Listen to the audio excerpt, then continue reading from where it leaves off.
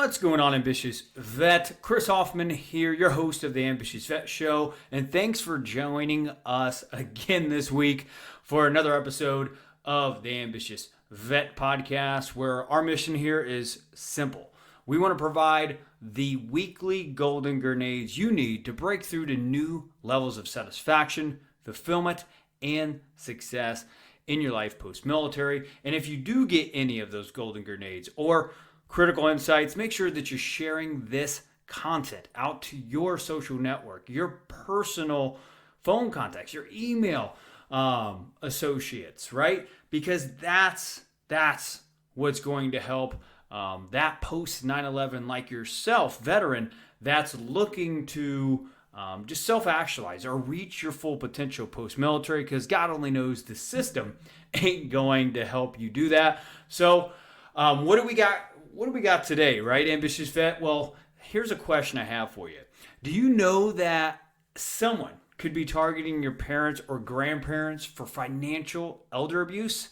You know, I didn't even know this term or this jargon word before I met this man that we're about to dive inside the trenches with. But if you are a listener of this show, you're probably a post 9/11 veteran, either a millennial or Gen X, right? Who, you know, probably isn't even focused on protecting your elder grandparents or potential parents' financial assets. You're probably just trying to protect their health.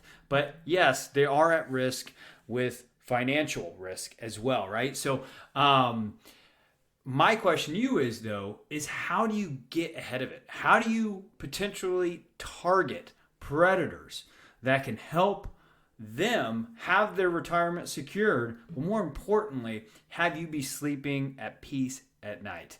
Well, we cover that inside this episode with a military vet, retired FBI agent of over 24 years, John Schwartz. Ambitious vet, you're not going to want to go anywhere. Stay tuned.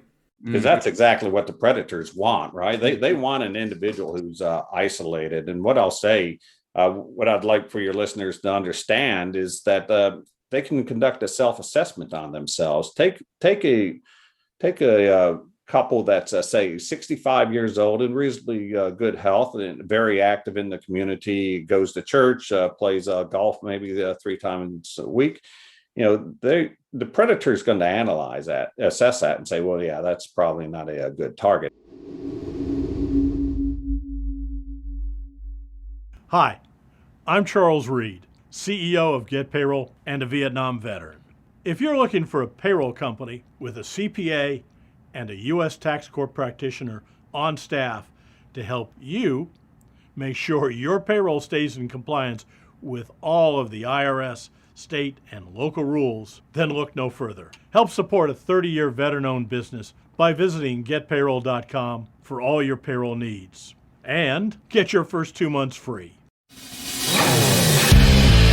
It's time to get into the trenches, dig into your purpose, and fire up your life's fulfillment. The Ambitious Vet Podcast starts now.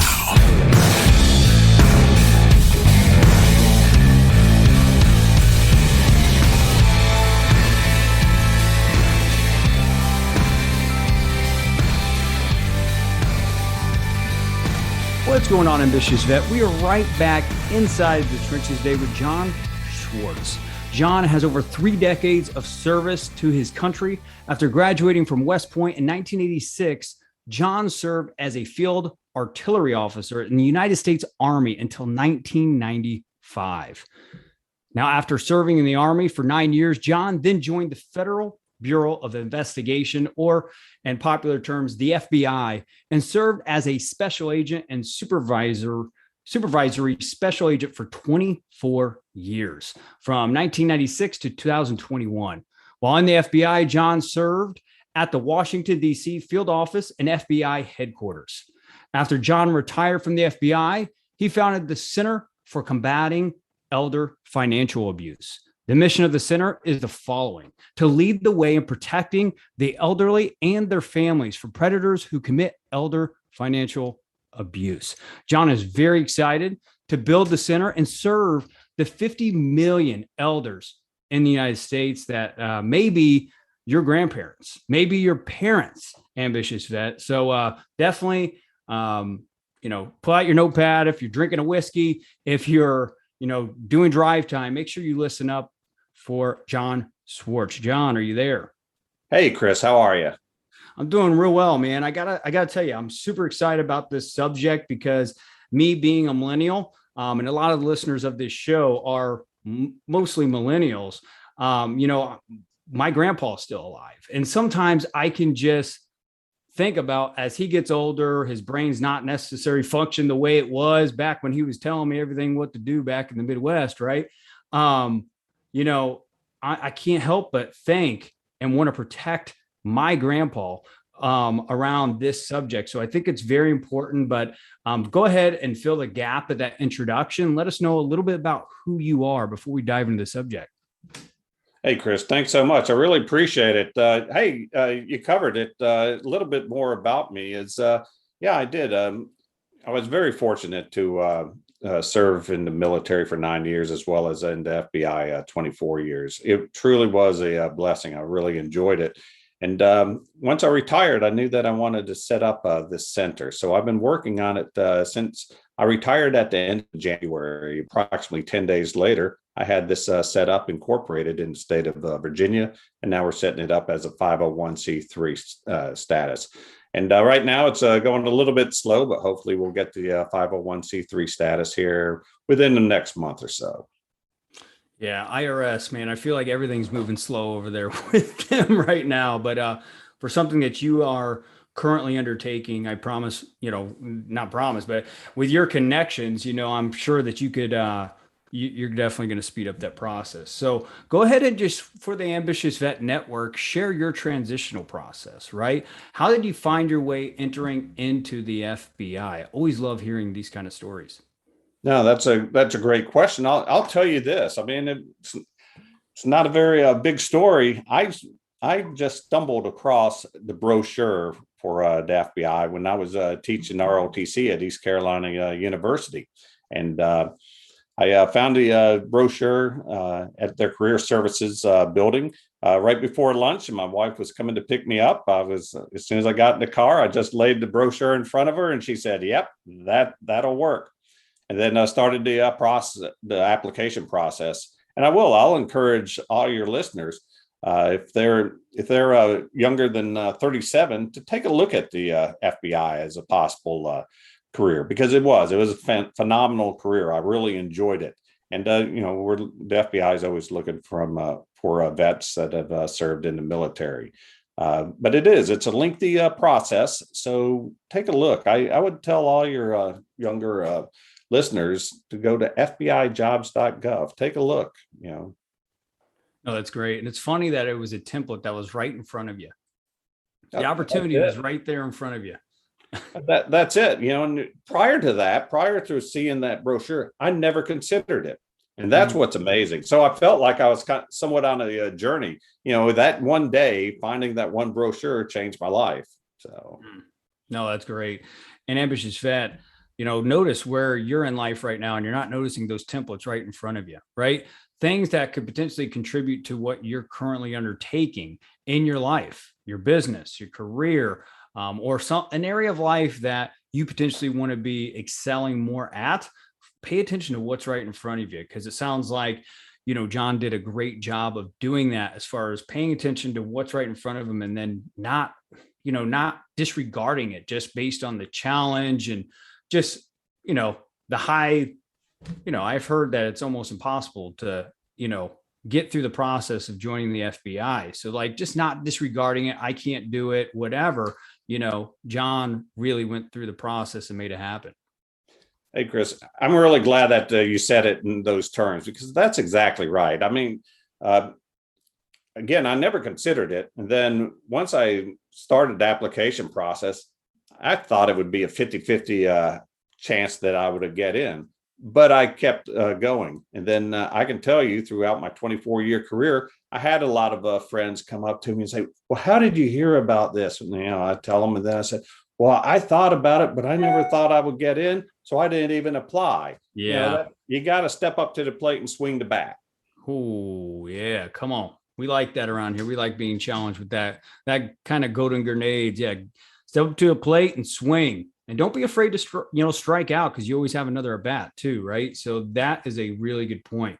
So John, now you served 24 years in the FBI, which is amazing, right? I can only imagine some of the most, security missions and intelligent missions that you were able to kind of push forward to make just our national security better, and even just communities better for your expertise. Now, shifting gears now after, your military career to 24 years FBI, you're still not done serving. Now you're launching this Elder Financial Abuse Center. What inspired this idea? You know what? I'll tell you that I had a personal experience with this crime a few years back. And once I saw it, it intrigued me. Because I'd never seen the crime before. And then I started digging, started learning about the national effort to fight elder financial abuse. And I started really learning what elder financial abuse is, and that, that it's off the radar. People don't see it. And then when they do see it, they discount it as, well, that's just a family matter, or, well, that's just a civil matter. Well, no, I'm here. That's part of the center's mission, is going to be able to say, no, it could be both of those, but it's also a crime conducted by a predator. So that's what I'm taking a look at. And what I learned looking at this and taking my military background, I said, wait a minute, this is really simple. This is just a simple ambush. And for all the vets out there that have sat in and conducted an ambush during basic training and whatnot, you know exactly what I'm talking about, right? I mean, all you need is for the enemy forces to come into your kill zone. And then if you are successful in that and avoid detection, right? That's key. Then you have control of your enemy forces. Well, same here. All these predators are doing is avoiding getting you into the kill zone, avoid detection. And then once they've avoided detection, now they have control, and now they can decide how much of your life savings they want to take. And in most cases, they'll take all of it because it's a sport. The other part I found on this is, the motivation behind these predators is thrill of the hunt. Interesting. Yeah, I was talking to my wife earlier because I was super excited about this conversation, because I'm learning for myself as well, right, John? And I was just like, man, I'm just thinking about like this whole new market that's out there that predators are taking advantage of, right? So like I'm picturing in my head, for example, I can just use my grandfather being isolated. We lost my grandma like 5 years ago, right? Due to cancer, God bless her soul. She was a busybody grandma, which we said. But yeah, he was isolated. He was vulnerable, right? And I just picture in my head, I mean, obviously when someone like that is retired, has their retirement nest egg built up, it's easy to manipulate somebody like that, right? I mean, I'm not the expert here, but I was just thinking about, I was like, wow, like how easy it would be, because they're just sitting there answering every phone call because they just want some kind of emotional connection with somebody, right? I mean, but what are your thoughts on like the demographics and just kind of what you've seen as far as how predators go after potential at-risk elders? Well, I tell you what, you gave me a great lead in when you said the word isolated, because that's exactly what the predators want, right? They want an individual who's isolated. And what I'll say, what I'd like for your listeners to understand is that they can conduct a self-assessment on themselves. Take a couple that's say 65 years old and reasonably good health and very active in the community, goes to church, plays golf maybe 3 times a week. The predator is going to assess that and say, well, yeah, that's probably not a good target. Now move 5 years and say one of the spouses dies, and now the remaining spouse is a little bit more isolated and lonely. Now the assessment, the risk factor increases. Now go another 5 years. Now you really have a very, very vulnerable elder. So yeah, it's a simple, and you got to, what I'll say to your listeners is they have got to do that assessment, because you believe me, a predator's doing it. Wow.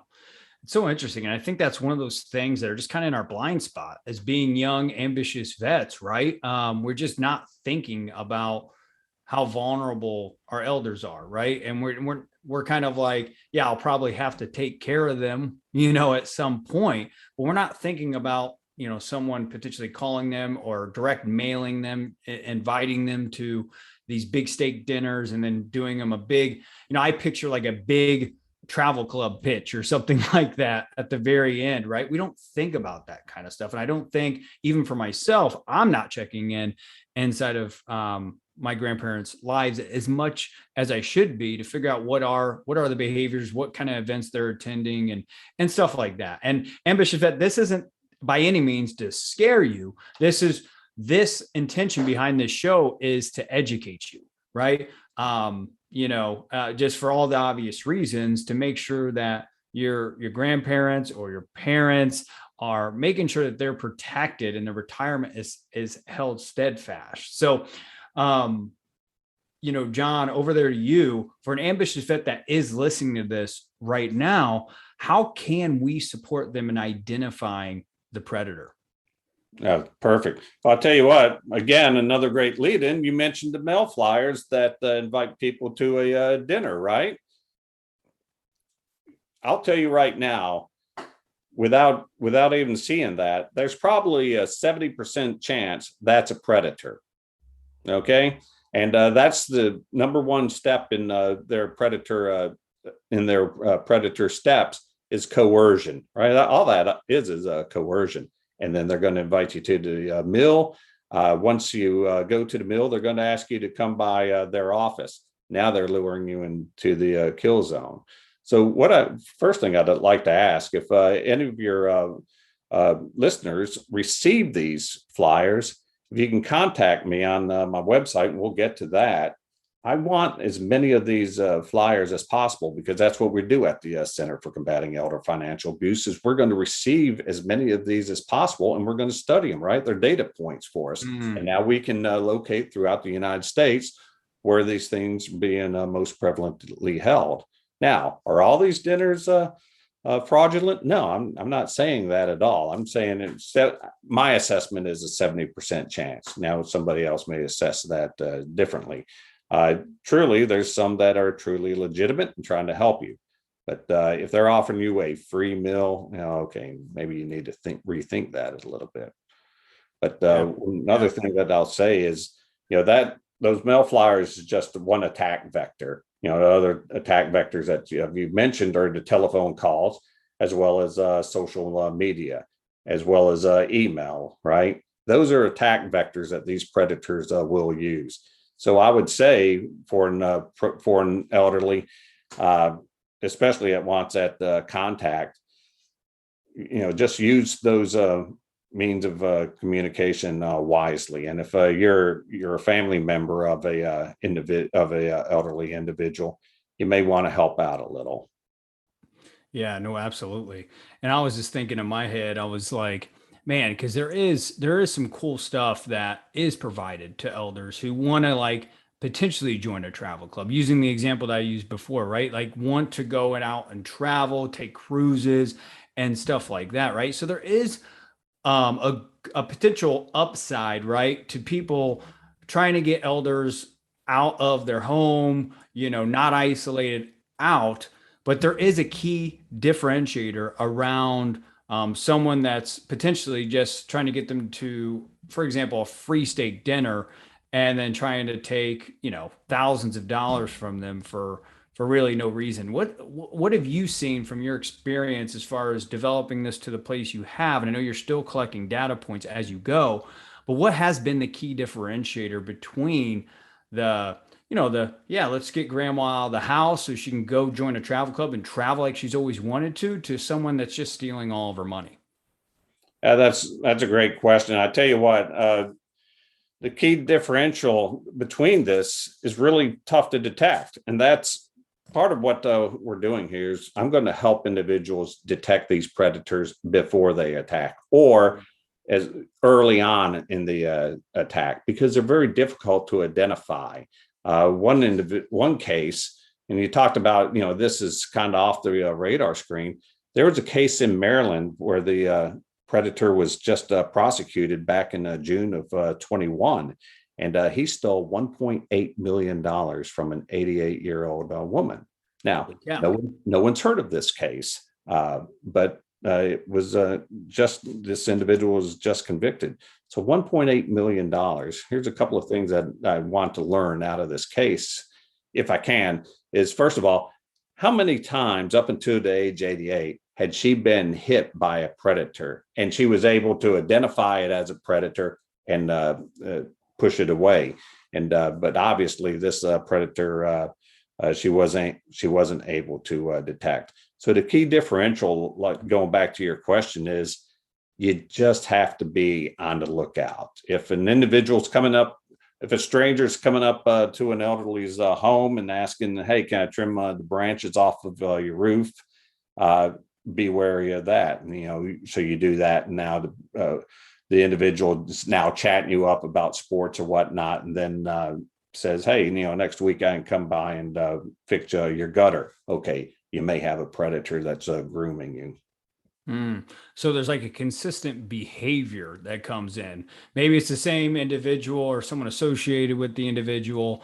And for an elder, they may not be as diligent as they used to be, per se, in identifying those key behaviors of consistent patterns of people just coming up, "Hey, can I help with this? Can I help with that?"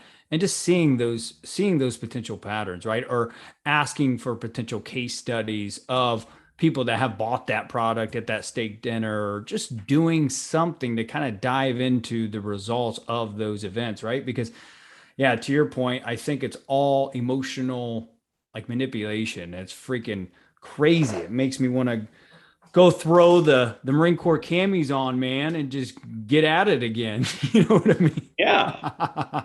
What going back to you said, "Hey, I've done over 30 years of service and I'm still going." Yep. It's because I really am intrigued by this by the predator. These predators they are incredible. And this case that I mentioned, $1.8 million. This is the most successful predator I've found yet. So I'm very interested in seeing how this predator was able to accomplish what they were able to accomplish. And I want the listeners to hear this, $1.8 million. And you can look it up on the internet. Helen Nutt out of Maryland, June 2021. But these predators are excellent in their coercion skills. And they can pick a certain person and find what buttons they need to push in order to be successful. Another case that I just recently learned about out of Pennsylvania, 68-year-old woman. She was on Facebook, and there was a friend request. And for some reason, she said, "This just attracted me." So she hit it, started communicating, and now she's talking to a doctor in another country, but he has a couple of kids. And now the kids are starting to call her mom. And that was key, because she never had kids. And that was the emotional button. So this predator was superb. And that's exactly, they know their key buttons to push, and they'll identify. Yeah. So that's what I'm saying. You got to do your self-assessment, because you don't know when you're being assessed by a predator, but that predators could be from far off distance watching you and then learning the patterns. It's very clever. It is clever, but it's horrible. Yeah, it is kind of crazy. And even I thought about that whistleblower from Facebook just recently around how Facebook, I don't know if you heard about that, but right, algorithm was just triggering anger and was only showing you anger. And, I'm still doing some research on it, but it's just like, it's crazy how people with the wrong mindset, it's never the weapon, it's never the tool, it's the mindset behind the tool and the weapon, right? So like how these predators would just leverage that algorithm to manipulate elders' emotions, which hell, they probably don't know how to use Facebook as much as like a millennial can, right? And they're just going on there, just trying to connect with people. And it's just crazy how this is actually happening. Wow. So they're leveraging tools like social media, They're leveraging like direct mailers, which is obviously a big baby boomer type of marketing approach. Wow. Any other trends that you've seen that we could educate the ambitious vet around? I'll tell you what, let me going back to why they do it. Yeah. Right. I mean, what I've been able to determine, right. They're not committing this crime to put the food on the table for starving children. It's all a thrill to them. Take this case, the Helen Nutt case, $1.8 million. The predator didn't stop at $0.9 million. Now, the predator, I don't know, I'm assuming this, but maybe the predator would look at $0.9 million, or, let's round it up to $1 million as, well, I was successful in stealing $1 million, but I left $0.8 million on the table. So is that a success or a failure? Predator probably would look at that as a failure. Well, I didn't get all of it. I got half of it, but not all of it. Yeah, but you still got $1 million. But that wasn't good enough. The predator needed the thrill. The motives. That's very FBI of you. Motives. I love it.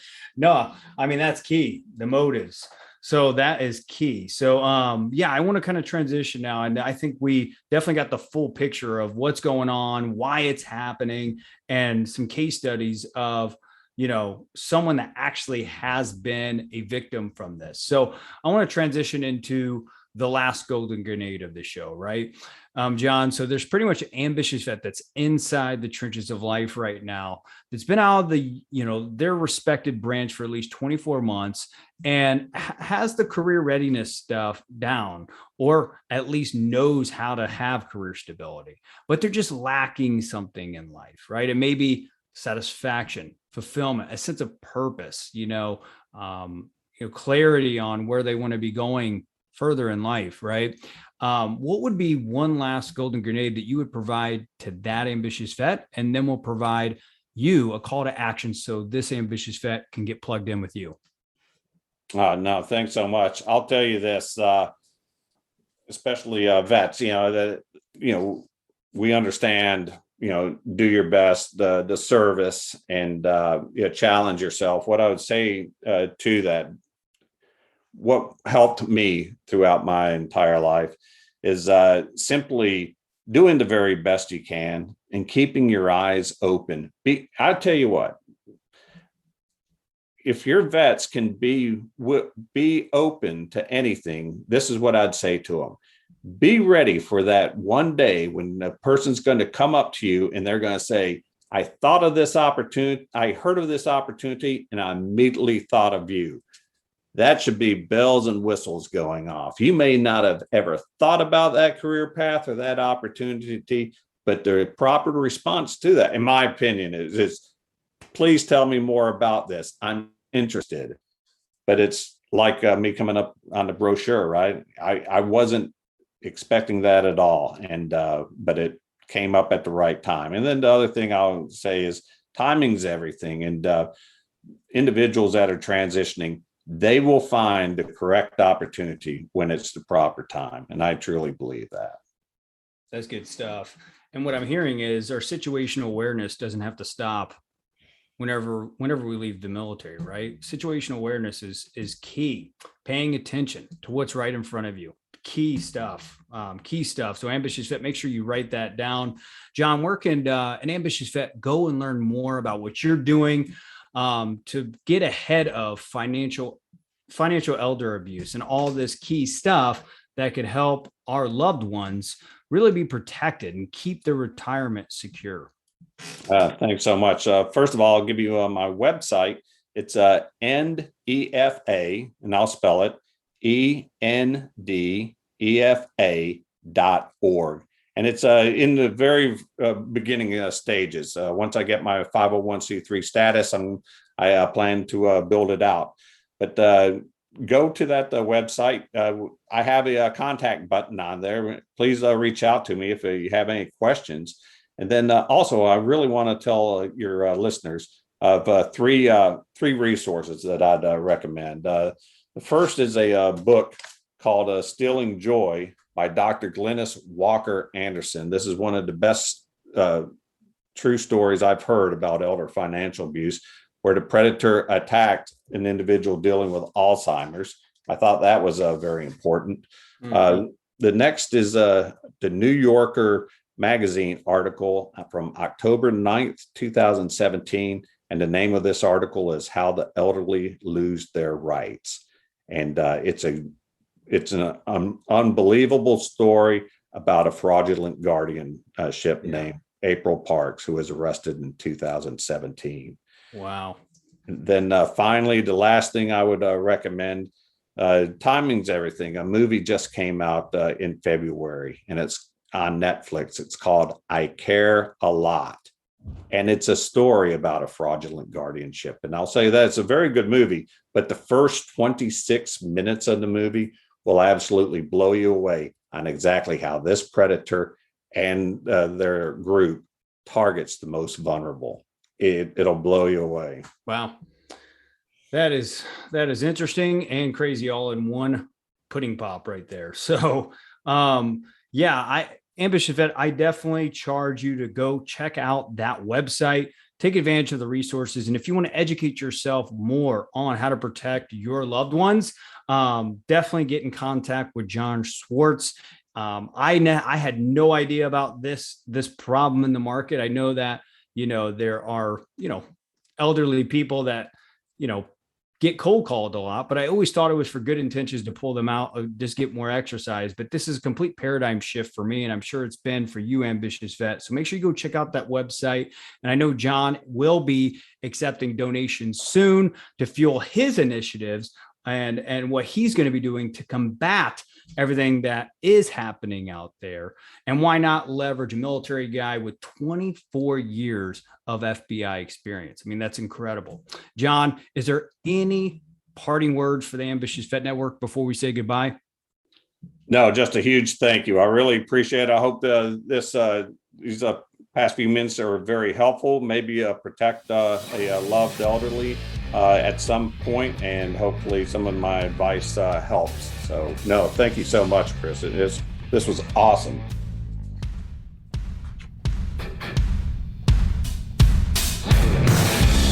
The Ambitious Vet is available on all popular podcast platforms. Go to vettrainingcoaching.com to subscribe, rate, and share with fellow vets. Ambitious Vet, before we say goodbye until next week, I just want to ask you this question. Do you struggle with your payroll processing or other HR compliance needs in your small business? If so, check out Get Payroll, a Vietnam veteran-owned company who has been in the industry for over 30 plus years and is now disrupting a fintech industry with their payroll app. It integrates payroll, timekeeping, and HR all in one place. If you're ready to learn more, Ambitious Vet, click our affiliate link in the show notes below. And we hope to see you in your next success story with that product later down the road.